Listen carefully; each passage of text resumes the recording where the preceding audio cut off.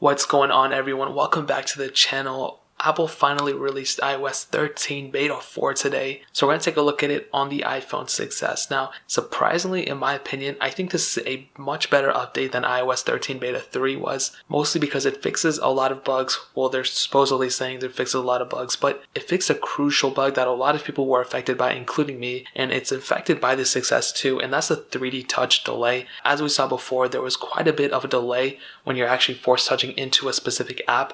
So for force touching into settings, for example, if you force touch it before, it actually took like a little bit of time, and it was almost mimicking the haptic feedback section. So it wasn't actually like you were force touching it, it was like a long press. But as far as I can tell, it seems like that's fixed. Now it could be, as far as I can tell, I think it is fixed, honestly. So that's a really cool thing. Now there's two other changes that actually happen within the force touch thing, but it isn't like completely. One of them is the smaller menu. So when you force touch into an app, apparently this menu is smaller, which I honestly don't even remember. Did the last one, did it cover up the whole screen? Like, I honestly don't remember what it looked like. I probably have so many videos of me force touching into it that I don't even remember, which is really crazy. But if that's the case, then that's the case, and that's super cool. But another thing they just added, which makes me 100% believe that they're probably removing 3D touch on future iPhones, is that they added a new little section right here called Rearranged Icons. Now, what this does is that it pretty much mimics a long press when you like long press into an app, and it makes them like all wobbly, and you can like delete apps if you want to and all that stuff. You can go into different pages, and basically that's what I think they're going to end up doing. So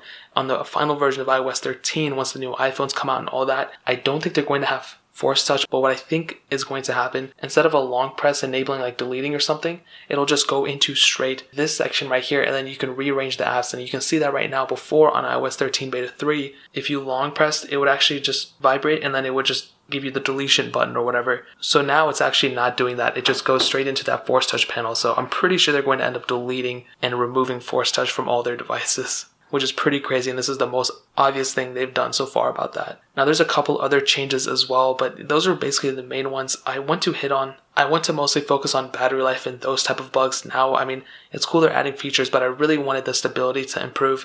In the next couple of days, I'm going to go ahead and review the stability on my main phone and see how much stable it is, how all this other stuff, battery life. It really hasn't been the best recently, but I am curious to see how much it improved with iOS 13 Beta 4. Now, I did run a benchmark on iOS 13 Beta 3 at a multi-core score of 144,096, and I just reran it, and it actually went down quite a bit to 119,480. So it did go down a lot. Is it a crazy thing?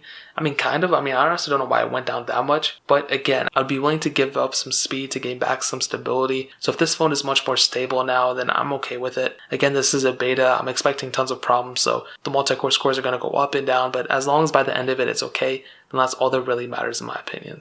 And that's pretty much it. Those are the major changes. If you have any questions or anything, leave it down in the comment section below. You guys already know. Hit that like button. That would mean so much. But definitely hit that subscribe button. Every single subscriber that we get really does count. So it means so much if you guys could hit that. Also, check out the other links down in the description as well. My Twitter, my Instagram, my second channel. All those links are linked down below. I would really appreciate it if you guys could check it out. But more importantly than everything else, I love every single one of you guys. Hopefully I'll catch you guys in the next video. Peace out till then.